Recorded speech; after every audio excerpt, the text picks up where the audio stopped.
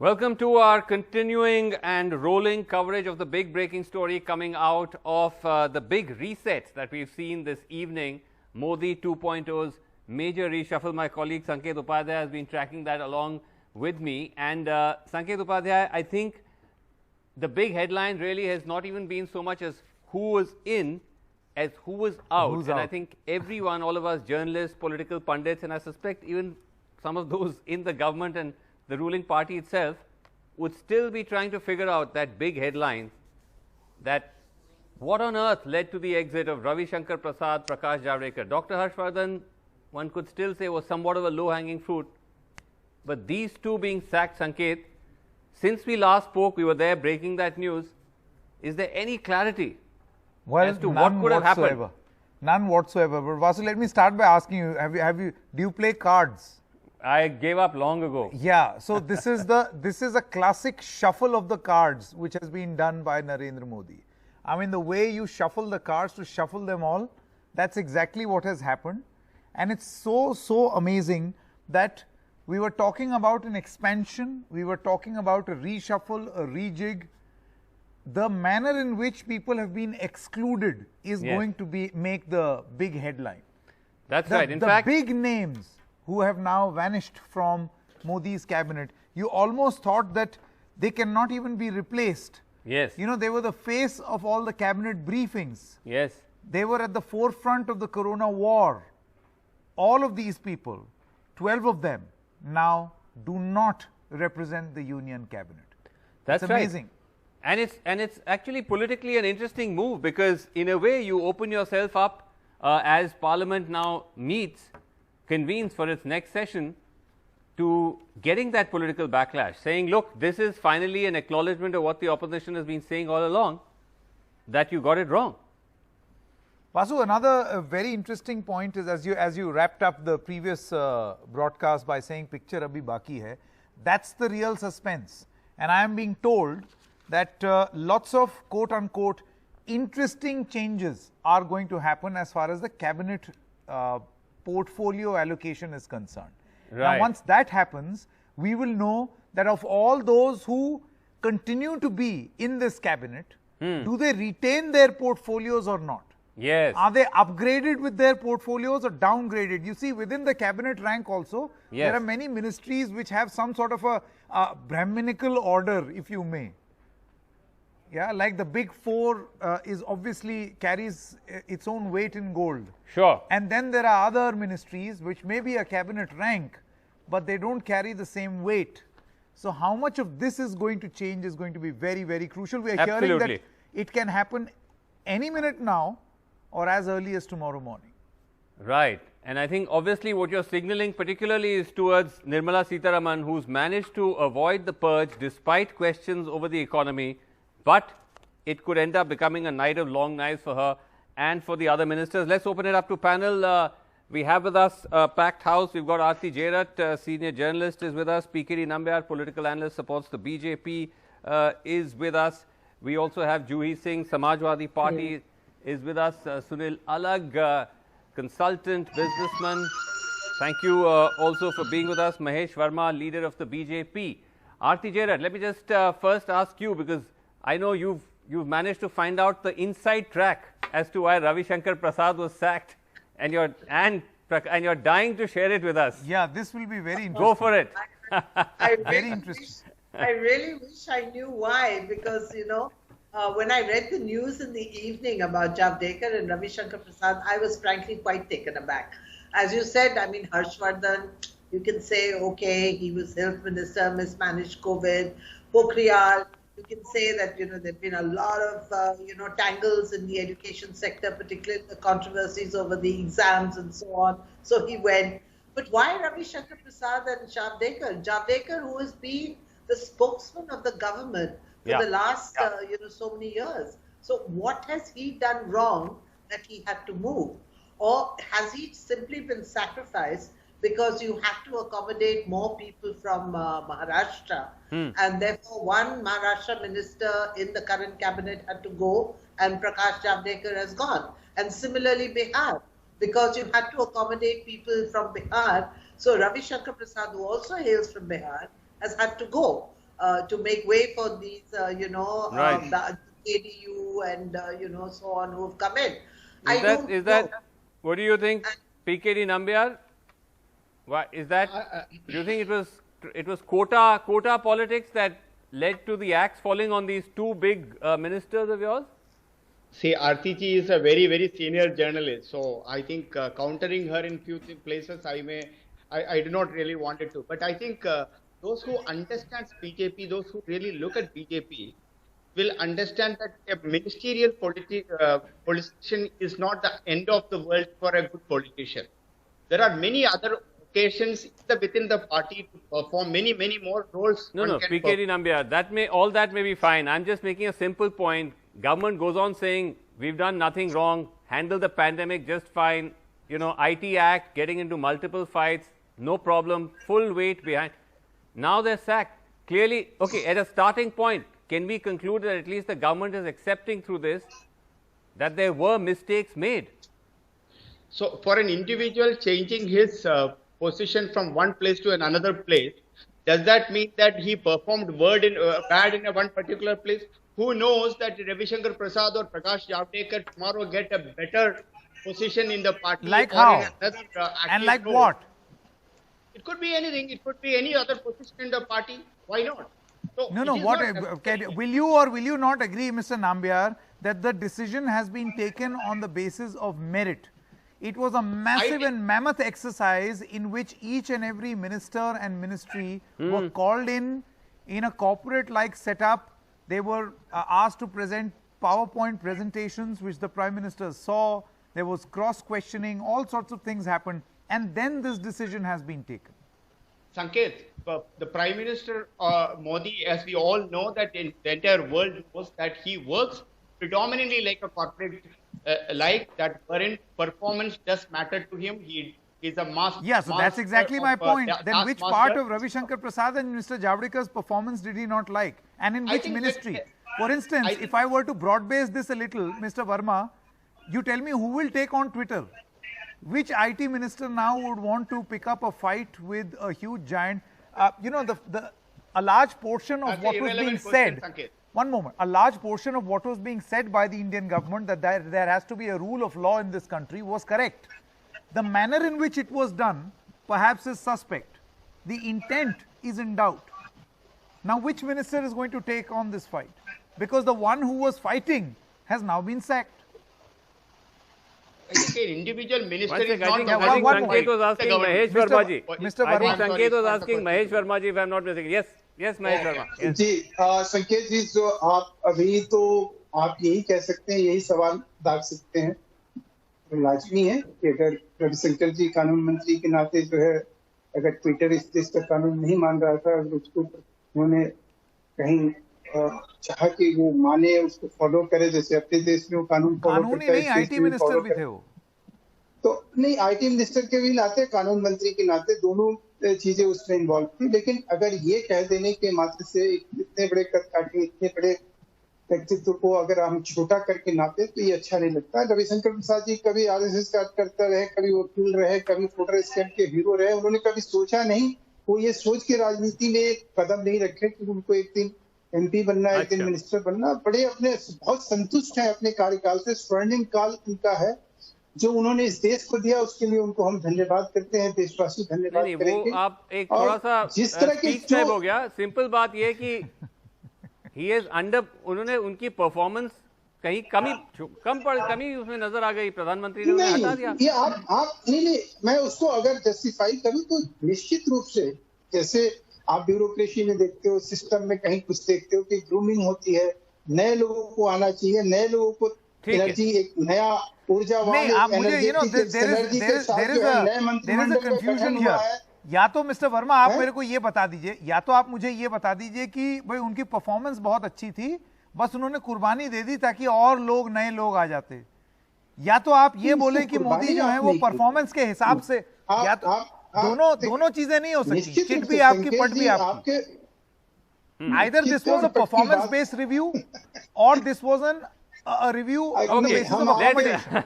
Okay, yeah, you can't have it both ways. Okay, let's get Supriya Srinath. सुर में आलापना शुरू कर दें तो Okay, चित और okay. पट की बात आप Let's खत्म get कर देंगे। others in इस also. तरह की बात Okay, मुझे let's नहीं get लगता others कि in also. कैसा Let's get करना others चाहिए, in. ऐसे व्यक्तित्व है। Acha, एक second, Verma ji.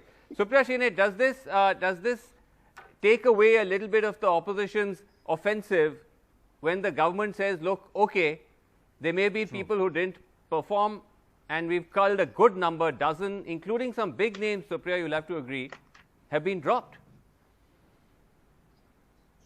Fair point. Just to put things in perspective, the health minister, the education minister, the INB minister, the IT minister, telecom minister, law minister, environment minister, the minister for PSCs. I mean, look at the number of portfolios where ministers have been dropped. And this is the rock of Indian society: health, education, telecom, IT, law. The government is making an admission that they have messed up, and which is why they have been shunted out. The government is also making an admission, and to everybody who cares to listen, I think Mr. Modi is trying to tell his Council of Ministers, trolling Rahul Gandhi is not going to ensure you have your berth in the cabinet. You will have to also Supriya has work. got in the Congress angle. Supriya. I think he's also doing that. And I wish don't some think that's people going to look at stop. that. Supriya, you have gotten your Congress angle. But see I the would. point. I am No, a Congress person. but the point is, Can I let me come in? quickly tell you what the BJP is trying to do. If you think that the BJP has acknowledged the fact that something went wrong, and that is why these changes are being brought in, I must tell you and point out that the BJP is sending to all its correspondents who cover the beat, statistics and data on the percentage of Modi ministers who have been changed. 20% of the cabinet changed. 7 ministers have been changed. They are extremely proud of what they have done.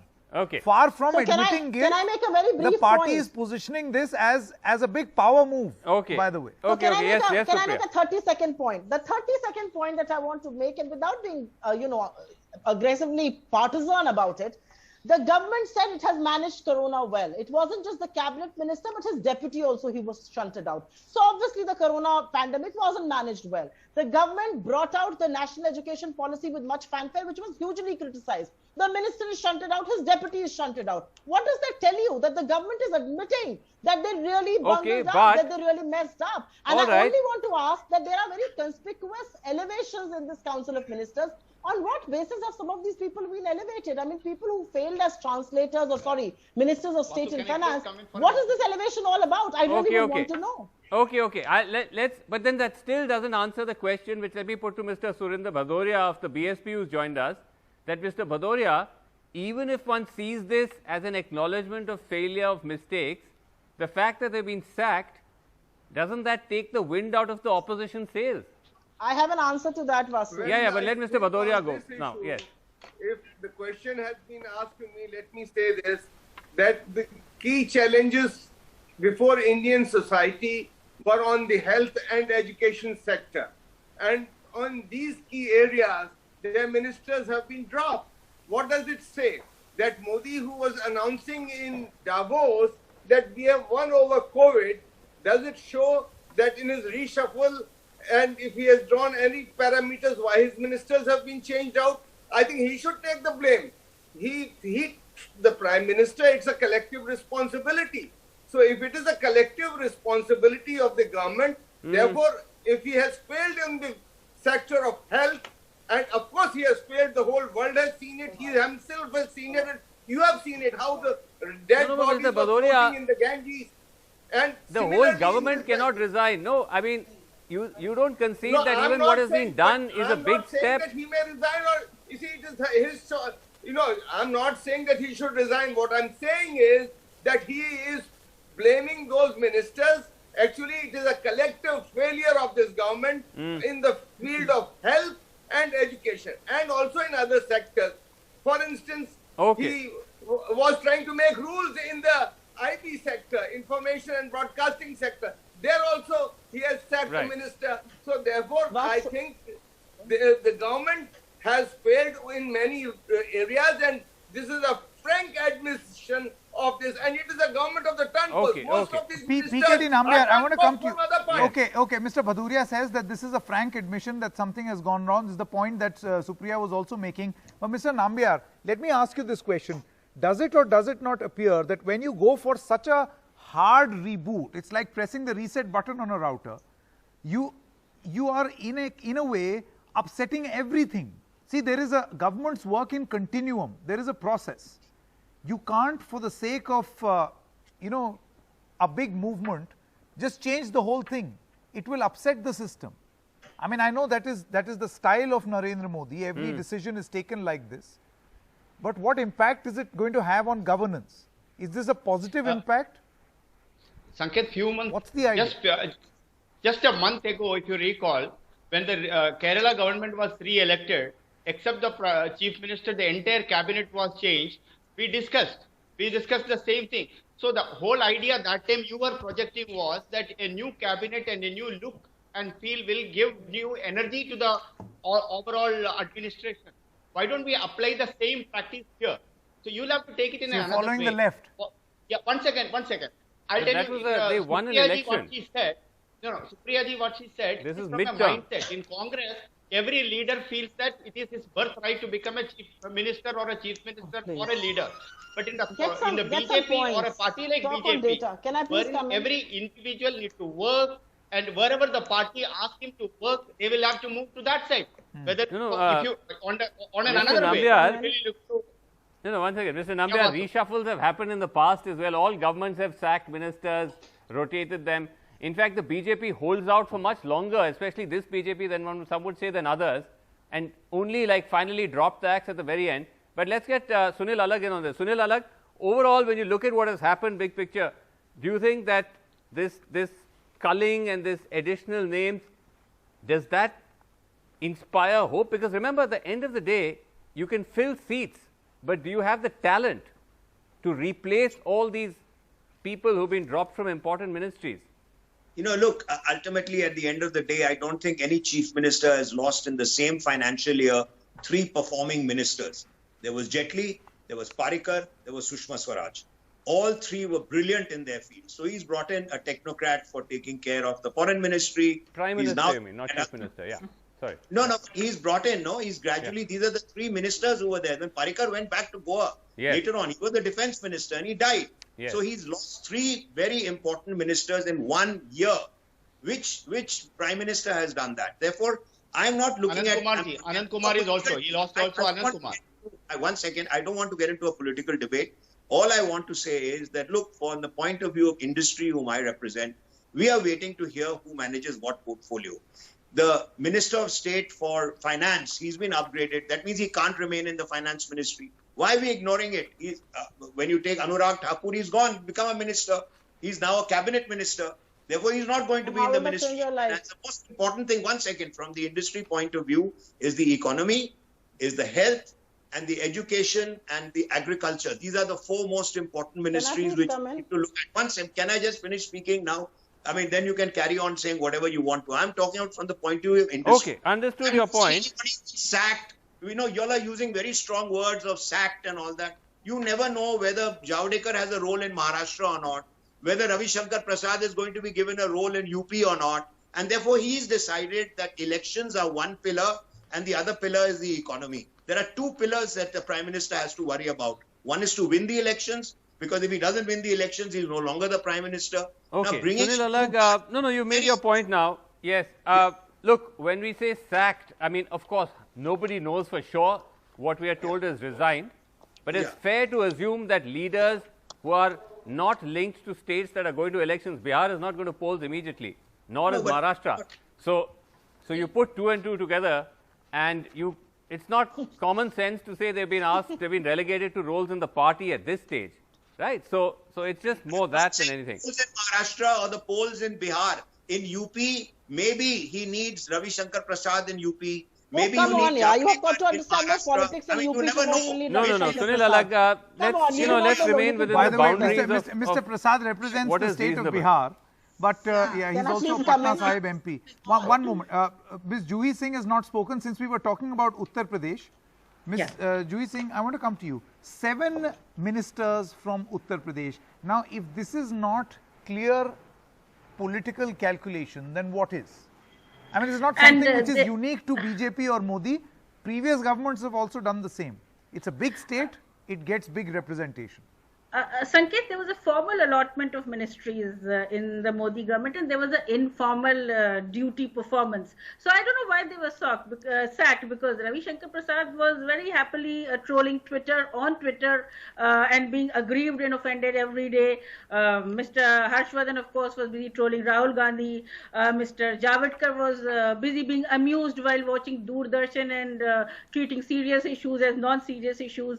Nothing was happening in education. So it's really up to the perception of the Prime Minister, and he's made us talk about things like we are really bringing a new government into power. We're talking about Modi 2.0. When what has changed? I mean, you've changed some ministers, you've dropped some ministers from UP, you've brought in new ones, and yes. No, but aren't you worried about UP? I think that was Sanket's question. Aren't you worried that with 5 or 7 ministers from UP, and not just ministers, Vasu? You know, Juhi Singh, what is important is that each and every area or region, for instance, the Awadh region has representation of 2 people. Purvanchal has the representation of a few people. Then you've got Braj region, the Bundelkhand region. All these regions have been represented in the union cabinet. Do you think this will have an impact? Also. And Sanket represented as MPs who've been absent from their own constituencies. One comes from Supriya's constituency. I don't think he's been seen there since 2019. So please send them back. And Kaushal Kishore, who was writing against the Chief Minister. Interesting choices by the Prime Minister. Okay. This is a very interesting dynamic, by the way, Vasu. Kaushal Kishore is a gentleman who complained against Yogi Adityanath by writing a letter that there is a bit of a problem in the management in Uttar Pradesh. But I just want to one second. We have to keep rotating the strike. Supriya, I know you want to come in. Just give me a second. Aarti Jared, the point though that someone on the panel made about Anurag Thakur, that was interesting, because you had this situation where stress points for the government you sought to fix by sacking ministers. The economy, huge stress point.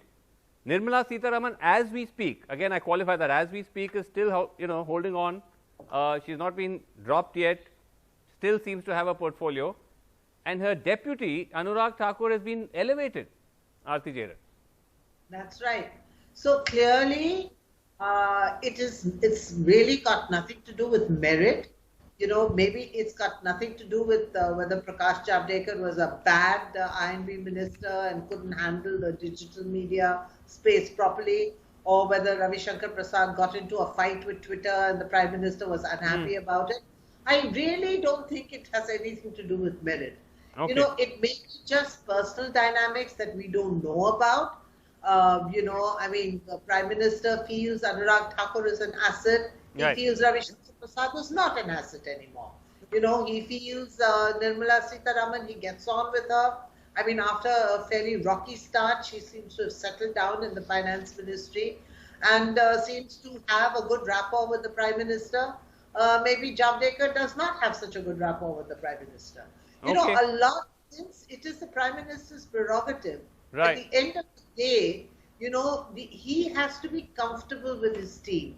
He has to be comfortable with the ministers around him, and he has to,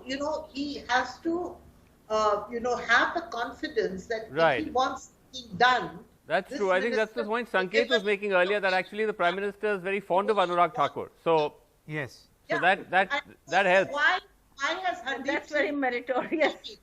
Because clearly the Prime Minister is comfortable with him. Okay. He's done a great job of defending this. Okay, so Supriya, you wanted to comment. Supriya, yes. Vasu, I don't think we should sit here and dissect what and who has come in. I think the question to answer is, will this ensure that economy comes back on track? Will this ensure jobs are created? Will this ensure that the virtuous cycle of consumption and investment is set back in motion? Will this ensure that the farmer protest ends and the government finds an amicable solution? These are the questions. Will it ensure that, at war footing, vaccination happens? Unless all of that is not going to happen, this is an exercise that's going to make headlines tonight and maybe another day tomorrow and then die down. The reality is that we need people in the Modi cabinet who are willing to see a problem and willing to diagnose it, instead of telling the emperor, who's actually naked, that how great is he? The reality is that it's an echo chamber that the Prime Minister has surrounded himself with. Will any of these ministers have the wherewithal to tell the Prime Minister, this is the problem, this is how we need to diagnose it, and this is where we are going wrong? Because Sanket, let's ask that. This echo chamber let's put that to Sunil Alag. Let us Because, put and that also, to, so let us also, put that Vasu, to please Sunil understand. Alagh. One second, Vasu, Supriya, also hold on, what- Supriya, one second. Just one point, we must brevity because there are lots of, Okay, great, go ahead. lots of panelists. Sunil Alagh, as you said, you represent industry, you want to see the economy turned around. Economy under distress even before the pandemic. Finance minister still holding on. Junior finance ministers promoted. Look, maybe the importance of the deputy finance minister who's gone in to become a minister, maybe he's got a different role for him. We don't know who is going to be with Sitaraman. There's a lot of people like Ashwini Vaishnav and all who come in. They are Wharton School of Finance. We have no idea. We are outguessing right now. You have to see till they don't announce the ministry. Maybe he can do it alone. Maybe he doesn't need anyone. No, Sunil Alagh, I'm saying, what are we outguessing? The fact that the economy has been underperforming is not, this is not guesswork. This is a fact. One second. Growth has been dropping 8 successive quarters. A lot of young people who are very qualified into the ministry. Now, whether they're going to be in the finance ministry or not, we don't know. So therefore, he might have thought that the economy is very good. Will this put the economy back in motion? That's the only question that needs to be answered. What is he talking about? Will this boost the Indian economy? You are just carrying on saying, no, this might happen, that might happen. We have to wait till we announce everybody's ministries. Then you ask if they're happy or not. Whatever they've announced. So, Supriya ji, one of the former General Secretary and the UPA 1 and 2 minister has joined today in the cabinet of Modi. Be worried about the Congress rather than criticizing and stop. looking at it. No, 1 second. Let me just tell you. Okay, there's a nice picture actually, Sanket. Yes, it's a very nice picture. Let's just take that picture. We're talking of Finance Minister Nirmala Sitharaman. A nice picture has been tweeted with all the women ministers who were sworn in today. That's true. Very good. Can we move beyond the theatre and the optics that the Modi government always resorts to? Yeah, okay. So you call this optics. I know that there is also a concern that... I will tell you why. Yeah, why? Give me 10 seconds. I will tell you 10 seconds why. Because the Women and Child Development Minister in this picture so far, Ms. Irani, doesn't speak a word when a woman is molested or when a heinous crimes happens against her. But she's out to troll the Congress. She's out to troll Rahul Gandhi. That is why I say this is optics. I just have one thing to say. The bouquets will all come to Mr. Modi, but the brickbats will all go to the minister. So everybody who's been sacked for non-performance... Mahesh Verma, will you respond to this? It actually reflects on Mr. Modi. Mr. Modi is the poster boy of India's fight against... Okay. Mahesh Verma, how will you respond to this? Come on, yes. Mahesh Verma. Yeah, Mahesh ji. आपकी आवाज आप लोग की आवाज कुछ बात तो मुझे सुनाई पड़ रही है। अच्छा, मैं दोहरा देता हूँ। सुप्रिया शिनेट का ये कहना है कि चाहे कोई भी आए कोई भी जाए, सीधी सी बात है कि अगर कुछ अच्छा होगा तो उसके चेहरे मोदी जी होंगे, और अगर कुछ बुरा होगा, जिस तरीके से हमने इस मंत्री परिषद के विस्तार में देख लिया है, तो उसमें गर्दन कटेगी मंत्रियों की। अब कांग्रेस के लिए अब कुछ और मुद्दा नहीं बचा है तो यही सही। केंद्रीय मंत्रिमंडल का विस्तार क्यों, ऐसे लोगों को क्यों लाया गया, वैसे लोगों को क्यों रखा गया, जो कांग्रेस तय करेगी नहीं। दुनिया के सबसे बड़े लोकतंत्र की ये अनिवार्यता है, ये जरूरी है। अगर आप 30 कम मंत्रियों में देश का काम चला रहे थे और उस मंत्रिमंडल का अगर गठन होता है और उस गठन में अच्छे लोगों को जगह मिलती है और उससे देश का कहीं भला होना है और उसके ऊपर सवाल खड़ा किया जाए, तो ऐसे सवाल खड़े करने वालों लोगों से आपको पूछना चाहिए, अरे भाई आप सवाल किस बात के लिए तो मोदी जी कारण। चलिए मैं एक और सवाल पूछता हूँ, पीकेडी नामबियार, my counter question. अपने मन में कोई भी one moment, there is a counter question that I have. I want to ask this of Mr. PKD Nambiar. Mr. Nambiar, don't you think that while a huge experiment has been undertaken, an engine overhaul has been undertaken by the Prime Minister? पर खराब तो engine है, बदल डब्बे रहे। Okay, one more. Okay, Supriya, just 1 second. Supriya, hold on. One yes. more. Go ahead, Mr. Nambiar, do you feel that your time is limited or there has to be a time frame? आप कब तक ये repair करते रहोगे? You have to decide, no, in 6 months is when I want things fixed with this team. So I think your question has got the answer. If a rending mission requires an interim service in between, I think it is to push it further up, not to degrade. So I would say the exercise what happened today is going to improve the overall governance and the performance of the government. Right. Because a large number of ministries, in fact, if you really look at it, technically there are 2-3 ministries have added, skill development ministry, now the cooperation ministry. So large number of new faces coming in. The responsibility will be divided and the people will be able to also, Mr. perform better. Nambiar, what happened to minimum government? I very clearly remember Modi 1.0, minimum government, maximum governance. Now you have 77 ministers. This is a jumbo cabinet. Jumbo. This is a question which I was answering earlier in another channel. So I will explain to this. There is a difference between what Modi ji said from the point of view of minimum government and maximum governance. That is not just from the point of view of number of ministers. You will have to understand that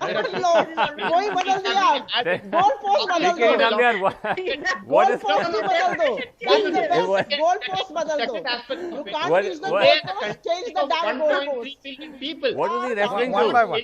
I want to understand this logic one by one. Space. I think you are not understanding. No, PKD Nambiar, 1 second. That is not. What is he talking about? I think Vasu, you have already cleared the answer to your. No. I am telling you, PKD Nambiar. Actually, Modi 1.0 only 46 ministers.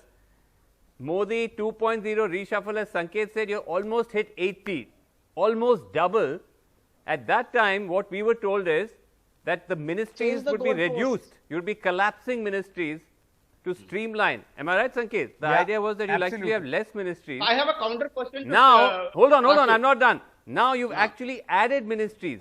In the past 24 hours, we now have a Ministry of Cooperation as well, which we're all trying to figure out what that is. But I'm saying, idea of minimum government is out of the window. This is now old-fashioned big government. Jumbo cabinet. Jumbo. So the word jumbo cabinet has got different dimensions today. You will have to understand, as I said, there are multiple ministries or departments have been added. They require their own captains to run the show, like a cooperative ministry. Cooperative sector is one of the largest sectors which has transformed the India and the rural population across. So it is a great move by the government that to have a separate ministry. In many states, like Maharashtra, Kerala, some of these states do have a cooperative minister. So I think it's a great move. Skill development sector, if you really look at it, the vocational training system in India has been improved over the last 7 years in the greatest extent, which has never How many people have been hired from there? Do you know? 12%. Only because we have got a skill development ministry. Now, okay. One moment. Since speaking of jump, one moment. No, but hold on, Mr. Nambiar, 1 moment. You development. Anyway, sorry, Sanket, go ahead. Speaking of jumbo, Mr. Sudhin Bhadoria, that's your party symbol. I just want to come to you and I want to ask you, Mr. Bhadoria. What is the size of our economy then and now? Okay. No, one second. Honey, you shrunk the economy. Question was for Mr. Bhadoria. One second. Question for Mr. Sudhin Bhadoria. Mr. Bhadoria, what according to you should be the time frame in which there should be a delivery? I mean, since this is a self-proclaimed corporate style of governance sort of a system, then what exactly should one expect in how much time frame? According to if you set some scales to measure, then one has to see that in the past 7 years since Modi ji has been the Prime Minister, he set out an agenda of resolving the issue of unemployment, of giving farmers their due. He also announced that he would bring in the black money. So what he does is he keeps on moving and never resolves the challenges and the problems. Now, coming back to the major issues which have been part of the discussion here and which I have also raised and which some other panelists have also raised, is that we have faced the biggest challenge of the century is the health issue, and that was because of the COVID after the Spanish flu. Now, in this government has failed so miserably, and yet this government, having failed so miserably on the issue of health, today he has put the entire blame on one minister, and that minister has cut a very sorry figure. Mr. Bhadoria, and all these people kept announcing that they have won the COVID, they have done so well on COVID. So therefore, I think for but Mr. Bhadoria, 1 second. When we are going for elections in UP, when we are going to elections in UP, for this kind of changes are not going to help them. But even if you say they are not going to help, Mr. Bhadoria, the fact is that the opposition in the UP, outside of what happens if the cabinet changes or not, the opposition is missing, particularly the BSP. We've barely seen you out on the streets. Your leader has been missing in action for months on end, in fact, since 2019. I think to expect anybody to be on the streets during COVID time is expecting too much. I think we are doing our duty. We are fighting our, we are there in the, as far as the people are concerned, we are doing our work. And let me tell you. No, what, Mr. Bhadoria, where have we seen any public activity by the BSP? Yes, my dear friend, we have our parliament members, our assembly members, our whoever is working in the districts, the assemblies, and also in the villages. They are all active. We know them, they know us, and the people of Uttar Pradesh know them. And you will see that is how we won over 400 seats in the panchayat. Over 100 independents have come into our fold, and many more will come. Therefore, in the assembly election 2022, you will see that the people will consolidate, unite, and bring in. And we feel that we are confident that Bahujan Samaj Party, because Bang Mayawati ji has been Chief Minister 4 times, she will be there in the forefront as far as the people of Uttar Pradesh are concerned. Okay. Then it is for you to judge thereafter whether what I was saying was correct or incorrect. Yes, Abhishek Jha of the JDU is also with us. Mr. Jha, can I please ask you this curious case of JDU? Because in 2019, when the very same Mr. RCP Singh was offered a cabinet berth, the JDU said, no, we can't accept this. We'll stay with the government, but we'll not accept this because we want proper representation. Right? Then 2 years later, the very same Mr. RCP Singh has now been inducted. What has changed? See, there is a kahavat in Hindi that Biti Tahi Pisari Aage Ki Sud Le. Exactly what our leader Nitish Kumar ji said to the media persons yesterday, that what all has happened in 2019, we should not discuss about that. That time our national president was Honorable Nitish Kumar ji, and now our national president is Honorable RCP Singh. At that time, Nitish Kumar took the decision, talking with the top leaders of our party, and he decided that we are not going to participate in the ministry. But now things have changed, and our national president has taken the decision, and it's a matter of pride for us that RCP Singh has taken as cabinet minister, and surely we are very hopeful that he's going to serve the entire nation and Bihar as well. See, what is important? We'll take a break. We'll take a break at this point, and when we come back, we might start getting the first indications of portfolios. Let's wait and see. That's correct. Take a break.